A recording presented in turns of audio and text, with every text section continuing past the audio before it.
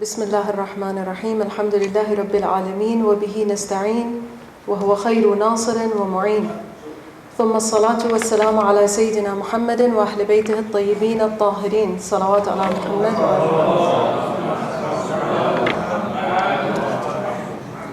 It's a great honor and pleasure to be speaking with you tonight.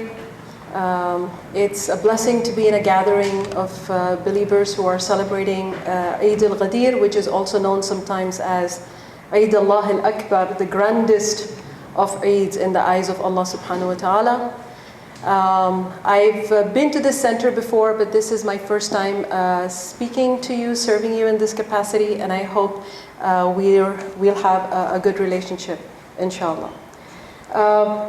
The funniest thing is when you're asked to give a talk, so the date is fixed and then immediately after the date, they ask you for the topic. And this is when your mind is still in the clouds and you don't really know what exactly you're going to talk about, but you have to submit a topic. I think there's a blessing in that because once you have that topic, then you can sort of streamline your thoughts after that. So the topic that I'd given to the center was completion of deen and perfection of blessings. Reflection on Ghadir. So that is what I intend to do in these 40 minutes that I have with you, is reflect upon what is this incident that we celebrate as Ghadir. And in these reflections that I'm going to and hoping to share with you, there are 4. The first reflection is about what does this event say to us according to the Quran. So what is the Quranic perspective? What reflections does the Quran offer about this? The second reflection that I wish to share with you is what place does this hold in the seerah of the Prophet? So in Sirat al-Nabawi, what place does this event hold?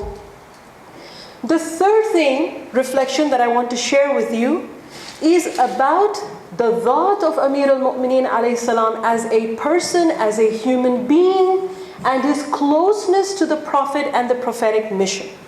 That in itself holds a very important perspective in this whole narrative of Ghadir. And then the fourth thing that I wish to share with you about, or the fourth reflection that I have, is more a spiritual reflection.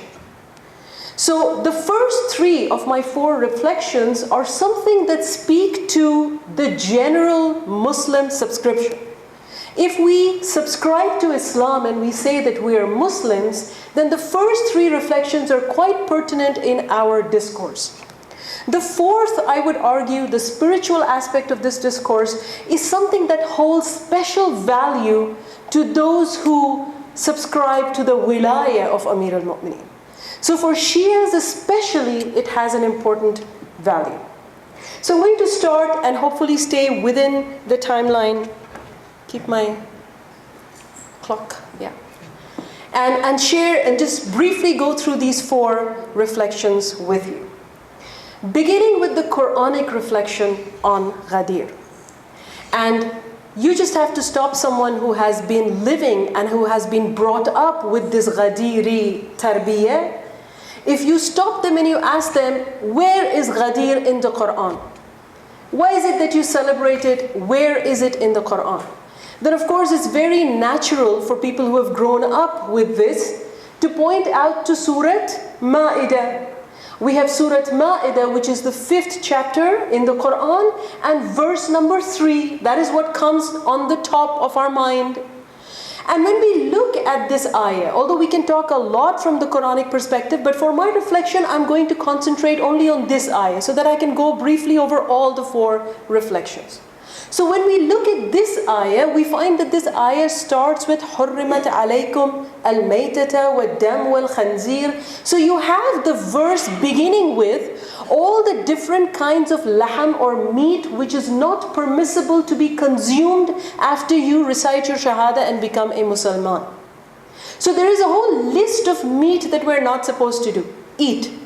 And in the middle of that meat talk, all of a sudden, the topic changes. And the topic becomes اليوم يئس الذين كفروا من دينكم فَلَا تَخْشَوْهُمْ وَاخْشَوْنِي الْيَوْمَ أَكْمَلْتُ لَكُمْ دِينَكُمْ وَأَتْمَمْتُ عَلَيْكُمْ نِعْمَتِي وَرَضِيتُ لَكُمُ الْإِسْلَامَ دِينًا. And then very soon the topic changes and says that if somebody has accidentally or by force eaten meat that is not halal to be eaten, then that is between them and Allah, and God will forgive those who were pressurized or forced. So you find all of a sudden in this middle of the meat conversation, there is this phrase. And in this phrase, it starts very imperially with al-yawma. This day, today. What has happened today? يَئِسَ الَّذِينَ كَفَرُوا مِن دِينِكُمْ. Those people who were not believers in your mission, O Prophet, today they have become hopeless. Yes, we know what that is. They have no hope. They have become hopeless. Yeah.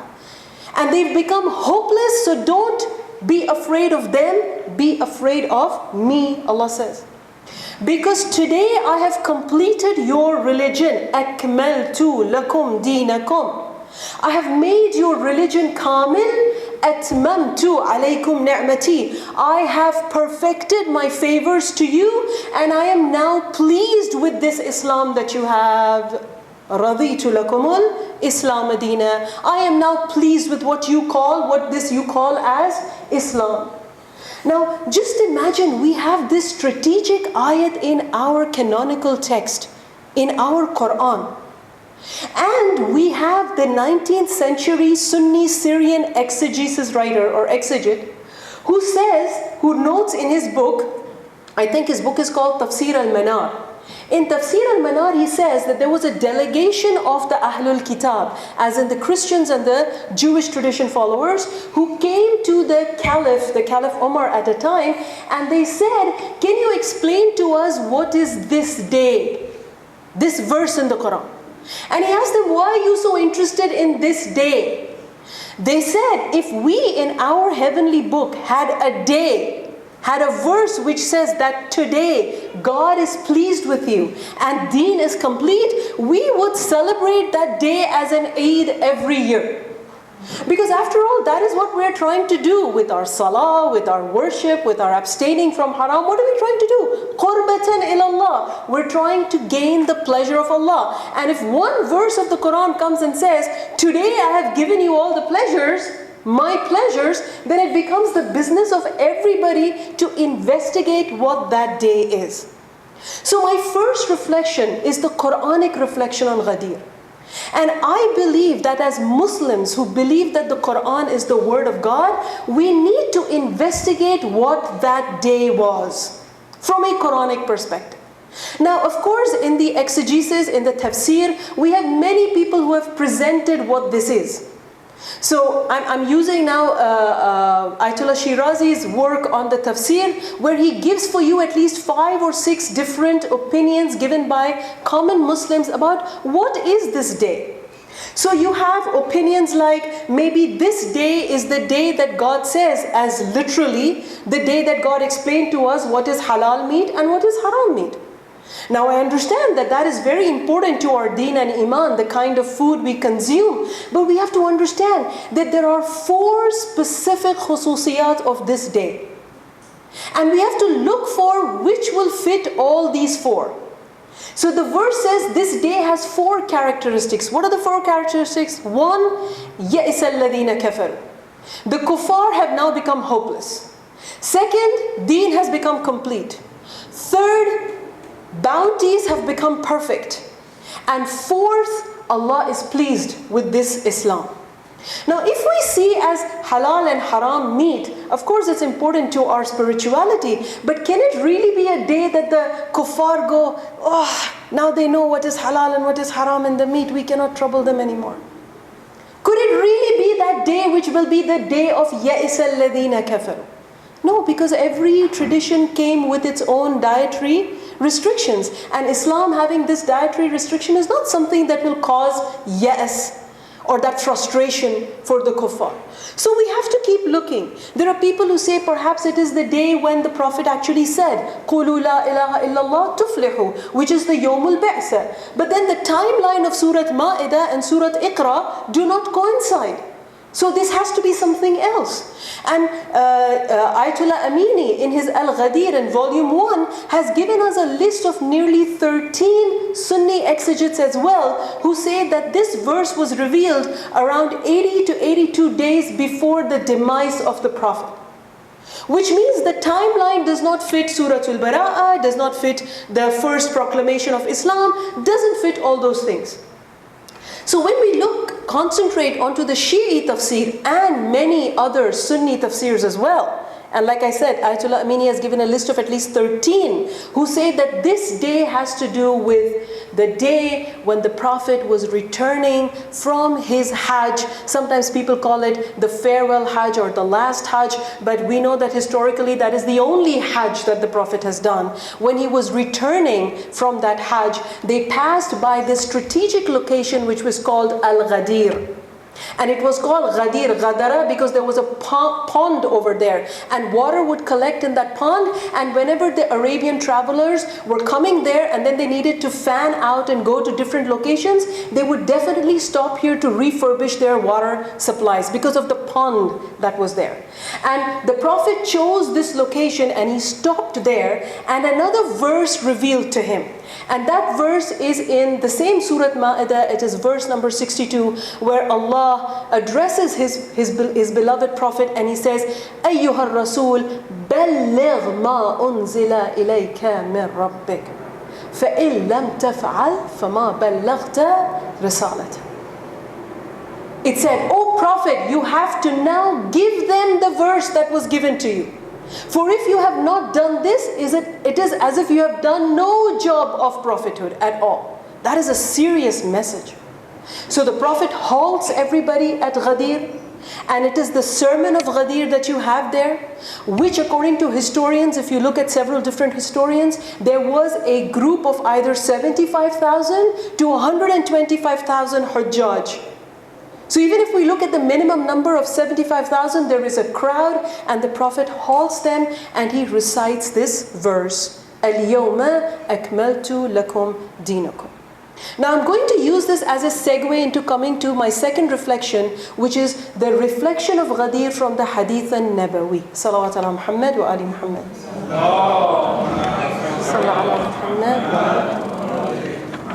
So you have the Quranic reflection, like I said. And then we have the reflection of this event from the Sirat al-Nabawi. What does the Sirah, or what do the Sirah writers have to say about this day? Yeah. Remember, the day has to qualify with those 4 checklists that we have. يَئِسَ الَّذِينَ كَفَرُوا. Today, the Kafirs have become hopeless with this Islam. They have given up. They have become frustrated that they won't be able to do anything about it. It's important to note that this has to be, or makes more sense when we look at it as the wilayah. Now what was this wilayah? We will look into the Sirat al-Nabawi.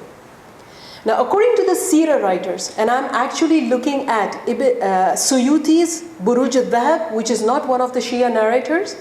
And again, we have been given at least 85 narrators who do not belong to the Shia theology, who have said the same thing.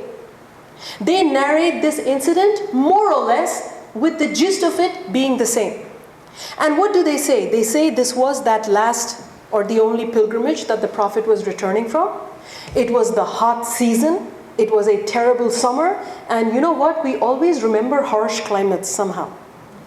We are so blessed to live in the Bay Area, but if we have a week of the heat wave, we never forget it. We don't forget it. There's something about human memory associated with harsh times. So it was a hot summer day, and the Prophet halted his caravan at the strategic location before which people would have fanned out into different areas from wherever they came from. He stops them there, and he says, Allah has revealed to me a verse, and I need to share this verse with you. And everybody said, Yallah, Ya Rasulullah. Bifarmayt, go ahead. Whatever you have to say, say to us. He says, not like that. I need a mimbar. Now it's the middle of the desert. Where are we going to get for you mimbar, Ya Rasulullah?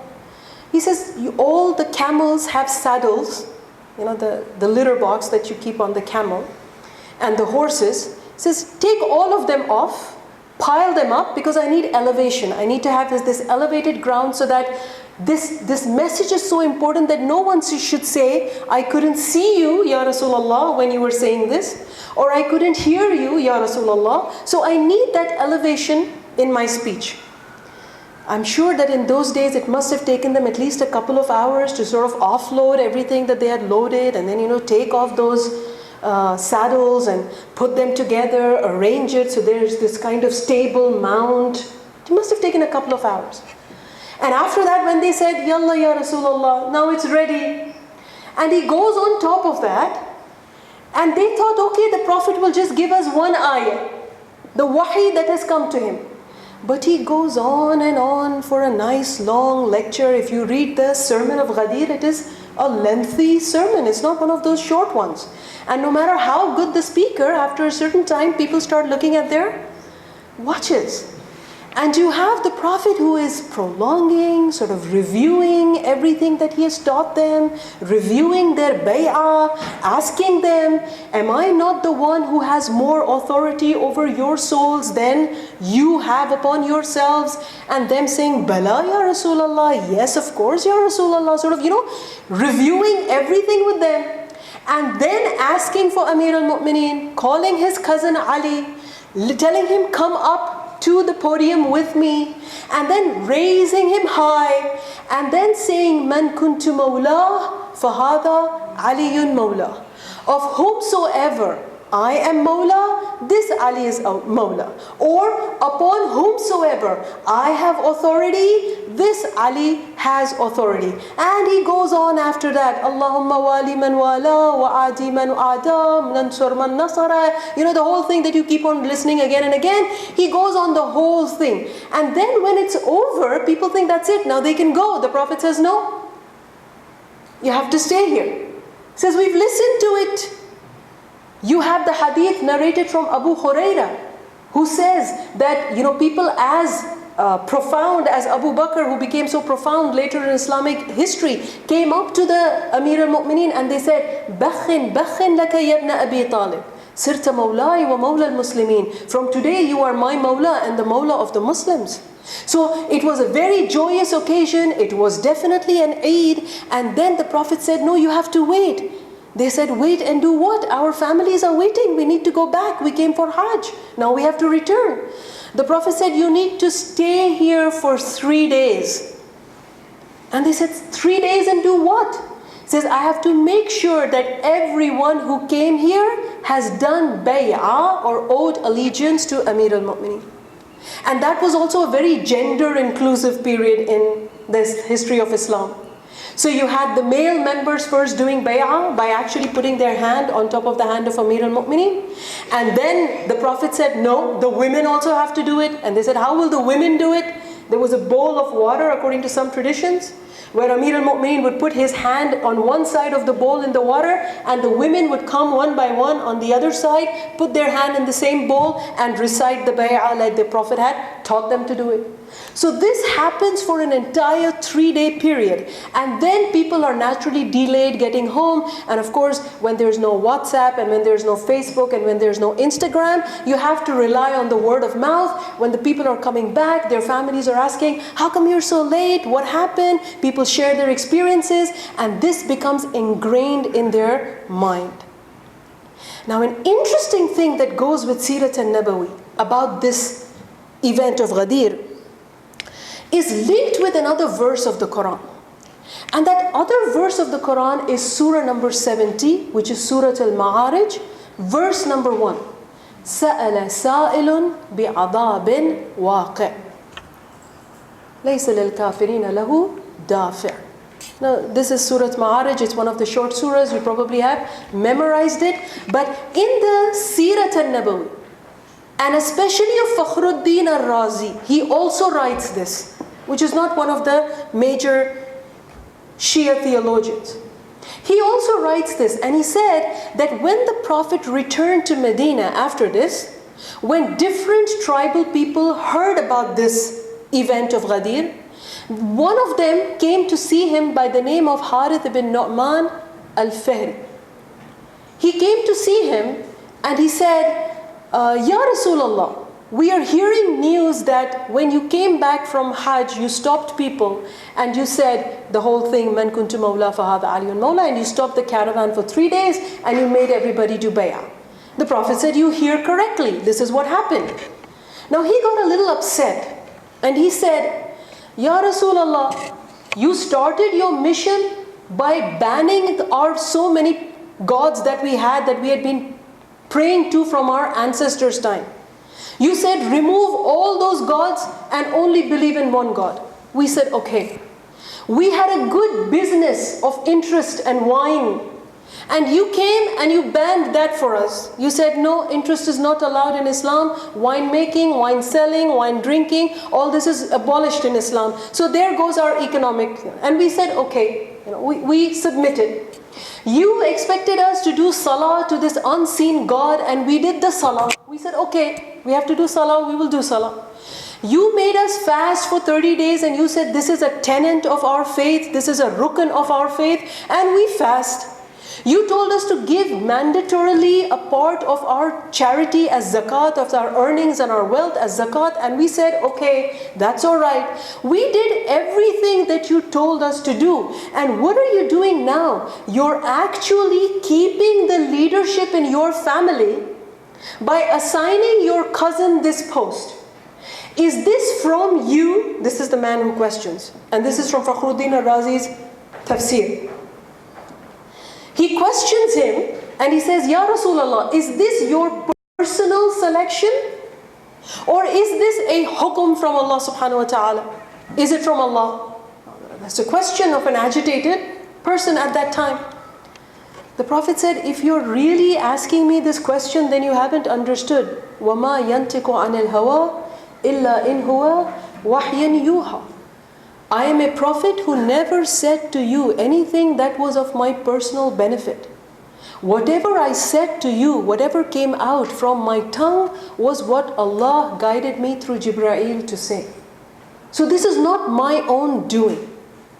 Now he got upset and he said, if this is it, and he actually said that sentence, he says, Allahumma amtir alayna hijaratan min as-sama. Oh God, let rocks fall on me from the sky if the Prophet is saying the truth. And that's exactly what happened. Rocks fell from the sky.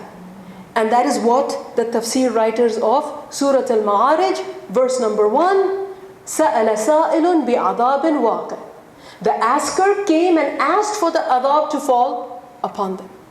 So you have an aspect of the Sirat al-Nabawi, which also talks about this Ghadir al-Khum. Now it's so important to understand why this wilayah is incorporated through the Quranic reflection and through the biography of the Prophet.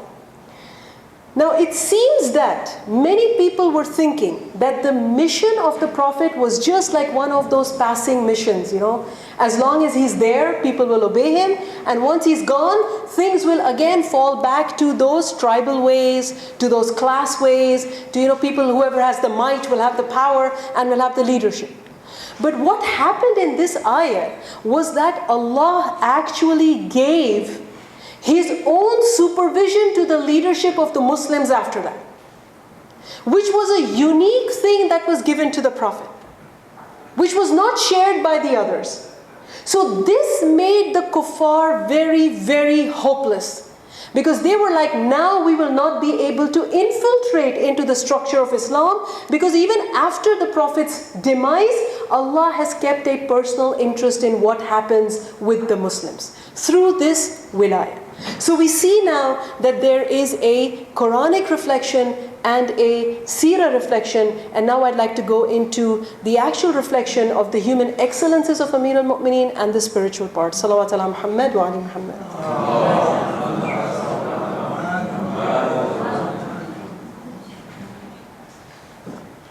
Now when we look at the spiritual aspect, And this leadership, as we believe, was not something that the Prophet himself assigned, but it was God-given. What were the characteristics, or what were the accolades of Ali ibn Abi Talib alayhi salam, which made this very deserving? And I know that we, as the lovers of the Ahl Bayt, or the lovers of the Ahl Bayt, do resort to the Nahj al-Balagha. Very often, for guidance, for solace, we look at it.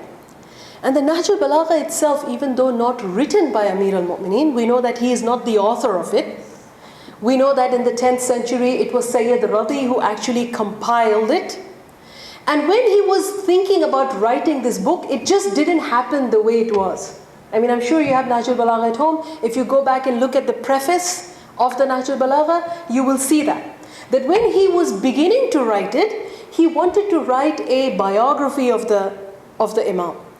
He wrote a few incidents of his life, and in the last chapter, he wrote some of the maxims and the short sayings of Amir al-Mu'mineen.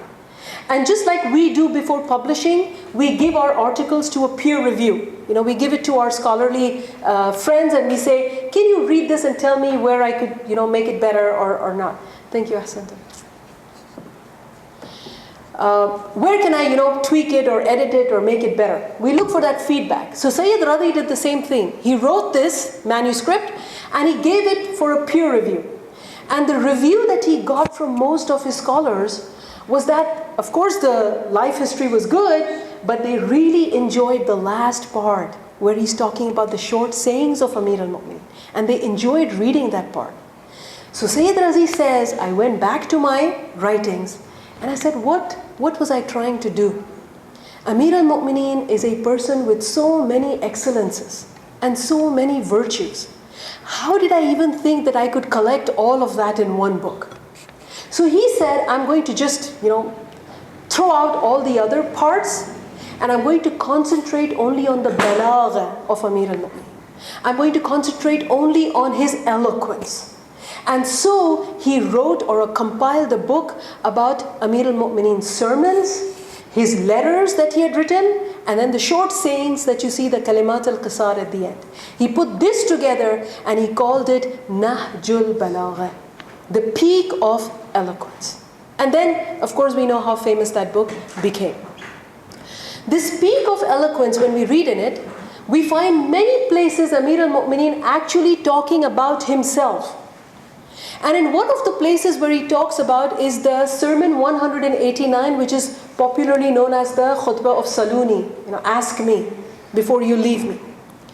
And in that sermon, Amir al-Mu'mineen says that I was the closest to the Prophet. In his lineage, like when you look at blood relation and blood ties, I was close to him, I was his cousin. In his trust, of course the Prophet trusted Imam Ali alayhi salam. He trusted him with his daughter. He trusted him to sleep on his bed on the night of Hijrah. His father Abu Talib would keep changing the Prophet's bed at the time of the boycott and make Ali sleep on his bed again and again, so that if the kuffar come to kill him, they would kill Ali but not kill the Prophet. That is how he took care of him. So he said, I was close to the Prophet because of lineage. I was close to the Prophet because of trust. He trusted me. He gave me his daughter. He trusted me with his life. He trusted me with his assets. We know at the time of Hijrah, when the Prophet migrated, he left all the valuables of the kuffar with Amir al-Mu'mineen. And he said, whoever left money with me, come and take it from him. So he trusted him with his valuables.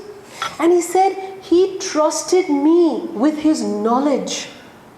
And that is where Amir al-Mu'mineen says, I used to follow the Prophet just like the baby camel follows the mother camel. I would follow him everywhere. And I would listen. The first person to him the Prophet would tell his wahi would be me. And he says that the Prophet gave me knowledge like the mother bird feeds the baby bird. And we know how the mother bird feeds the baby bird, directly from the mouth to the mouth. He says that is how the Prophet gave me ulum. He gave me knowledge.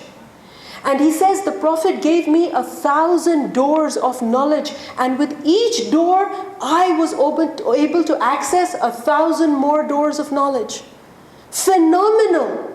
No one in history has made this claim, that I was given knowledge directly from the Prophet, who was the most knowledgeable human being that walked this planet. And that was his closeness. When we look at this knowledge aspect, as Muslim scholars, if we trace back the origins of most of the fields of knowledge, we find somewhere in that chain, there is the dhikr of Amir al-Mu'minin.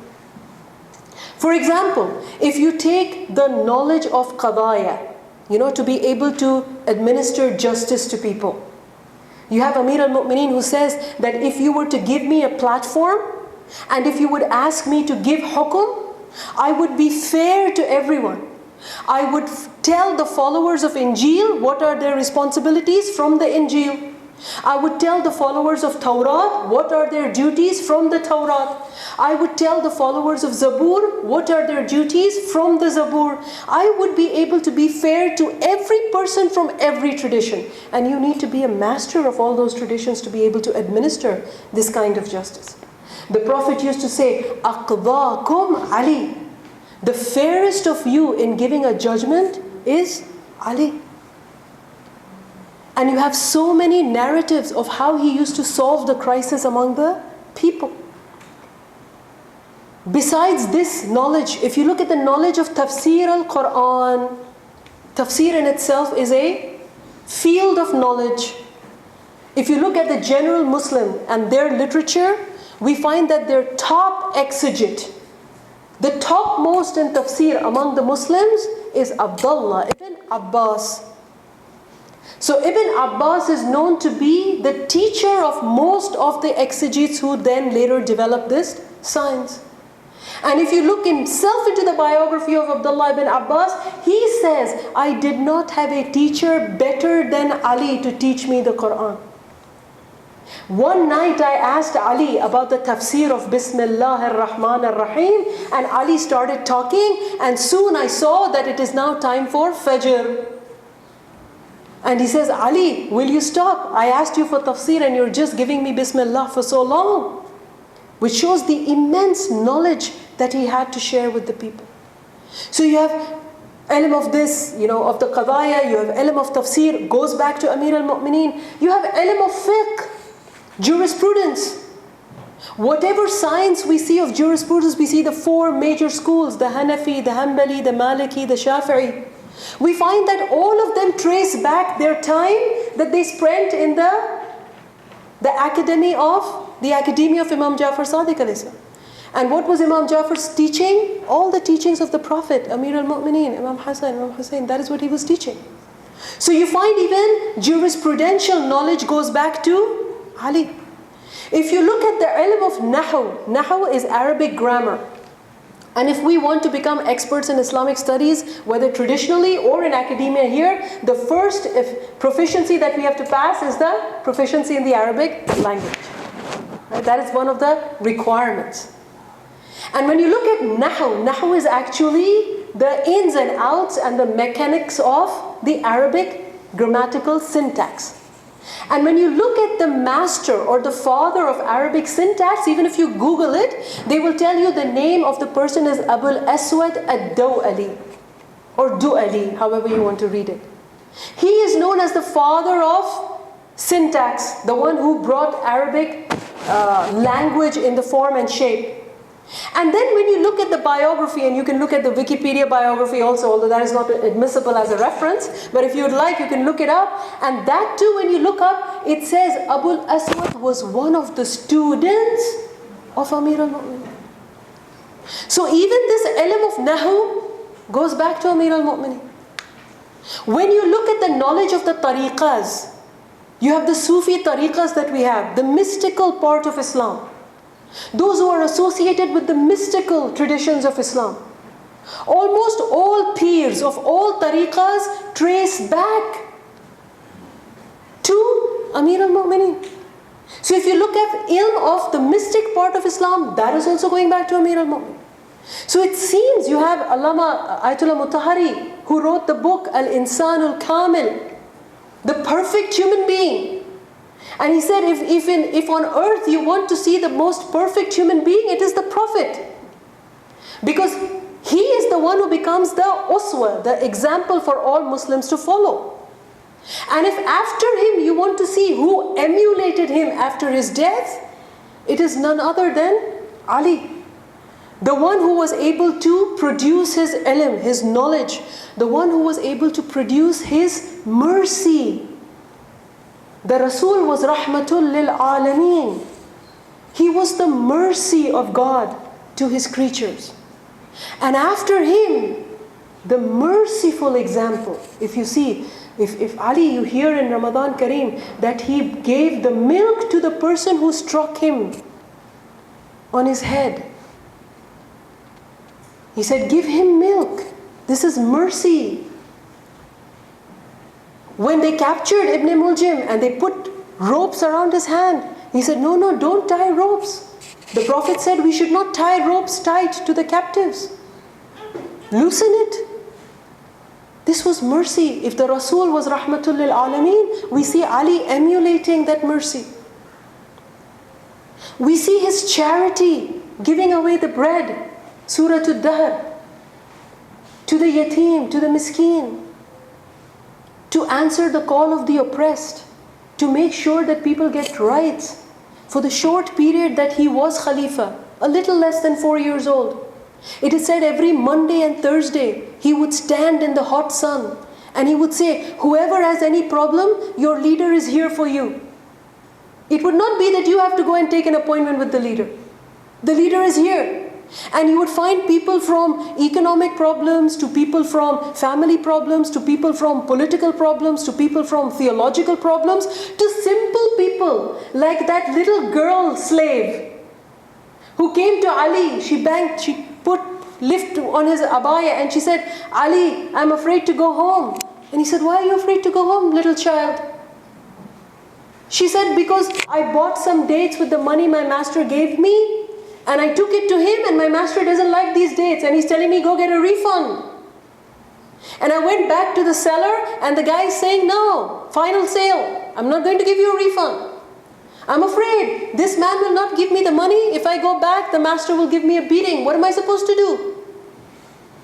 This Ali, the Khalifa, the Hujjah of Allah, says, take me, I'll come with you to your master's house.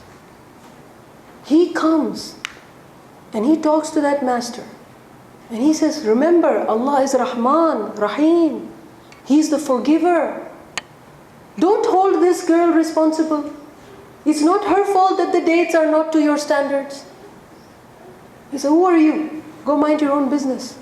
He says, I am Ali. He says, oh, the Khalifa Ali? You would actually come to talk for this girl? He says, okay, I forgive her. Then he goes back to the market.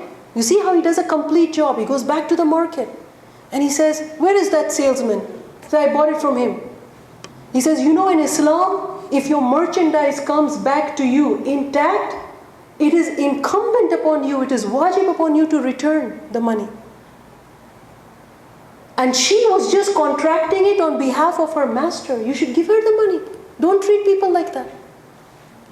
Where are we going to find a person like that? Till today we are yearning a leader who is approachable, who is merciful, who is knowledgeable, who will listen to minorities, who will not make walls to separate minorities, who will take personally the interest of the oppressed, who will give a hearing to those who are not heard to, who will listen to the voice of the voices that are erased. This was my third reflection for my talk today. And that was the reflection about the dhat of Amir al-Mu'mineen himself. This Ghadir event invites us to look at Amir al-Mu'mineen as a human being, as a Musliman, the contributions that he has done to Muslims and to humanity together. And now I come to my last part. The last part of my talk and the reflection. Like I said, I was going to take you through this event with 4 reflections. One that was going to be a Quranic perspective, the other that was going to be the perspective of the seerah, the third that is the perspective of the character of Amir al-Mu'mineen, and the fourth which is a spiritual perspective. Okay? And I had said in the beginning that the first 3 sections are pertinent to all Muslims, because this is our collective history, our collective legacy. Quran is our book. The seerah of the Prophet is the seerah of our Prophet. Yeah? Amir al-Mu'mineen is a citizen of Islam, and everybody needs to know about him. But this fourth aspect, perhaps I think I'm trying to address mostly those people who subscribe to the wilayah of Amir al-Mu'mineen. In this part, perhaps I am actually reaching out to the heart of a Mawlai. I am narrowing down my reflection to that. And I'm trying to invoke that part. أَكْمَلْتُ لَكُمْ دِينَكُمْ أَتْمَمْتُ عَلَيْكُمْ نِعْمَتِي. Now, without bothering you with the Arabic grammar, you have the word kamal and itmam. Now, if you look at the meanings of it, English is not as rich as other languages. So when you want a translation, sometimes you don't know how to translate. So if somebody were to ask you in Arabic, kamalta, did you finish? Is it over? Is it kamil? They would use the word. Or atmamta, is it tamam? Is it finished? In English, you would just say the same thing. It's finished. Yeah? But in Arabic, the word kamal and itmam are used in 2 different locations. Kamal is usually used for a structural perfection. So if you were constructing something tangible, like a bridge or a building, and when it finishes, you would say, today I finished this building. Akmalt al-binaya. Today I finished this project. I finished the bridge that I was working on, or I finished it. So anything that has structural relevance, you would say, I finished it. Allah is saying, today the deen was built on a structure. And the first person who started the construction of deen was Adam. And slowly, every engineer, every Rasul, brought his own construction. And it was under construction, this deen that you know.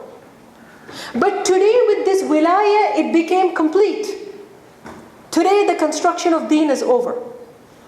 Itmam, on the other hand, tamam, has more of a quintessential understanding to it. It's more metaphoric. For example, if your chai was not according to your liking, structurally it would be chai, it would be hot water and tea leaves. But that kick you get from chai, each one of us has our own special kick that we get out of chai. If that is missing, you would say, yes, you made tea, but it's not tamam. There's something missing. So something that has to do with essence, something that is abstract. And that's why Allah says, today with this wilayah, I have completed my blessings. Atmamtu alaykum ni'mati. Because ni'mah is tangible and intangible, seen and unseen. Blessings can be of both kinds. Allah says, today I have perfected it. There is nothing more. Now if I were to paraphrase, Allah is saying, there is nothing more, O people, that I could give you besides the Rasul and Ali.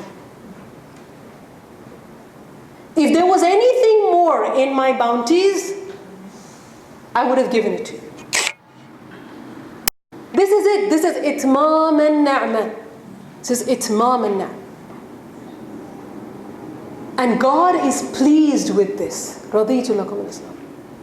So my spiritual information or invocation, or the way I think of it, when I think of it as a Mawlai in this world, as a person who subscribes to the wilayah of Amir al-Mu'mineen after the nubuwwah of the Prophet, I think, you look at this place we call earth, and we see everybody is looking. They're looking for things. They're chasing after something or the other.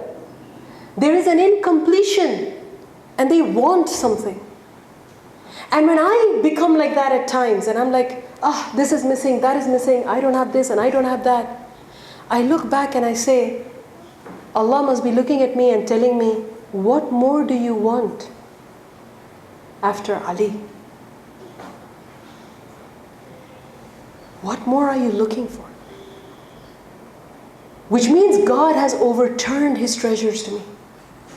And as lovers of the Ahl Bayt, I don't think we were meant to be the chasers, but rather the chaste.